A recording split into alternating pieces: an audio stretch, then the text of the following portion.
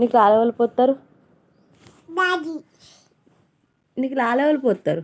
Daddy. కాదు, నువ్వు చెప్తావు కదా, డైలాగ్ చెప్పు. డాడీ. కాదు, అమ్మ అంటావు కదా, డాడీ కాదు. నీకు లాలెవరు పోతారు? కాదు, మమ్మీ అంటావు కదా. నీకు అన్న వాళ్ళు తింటారు.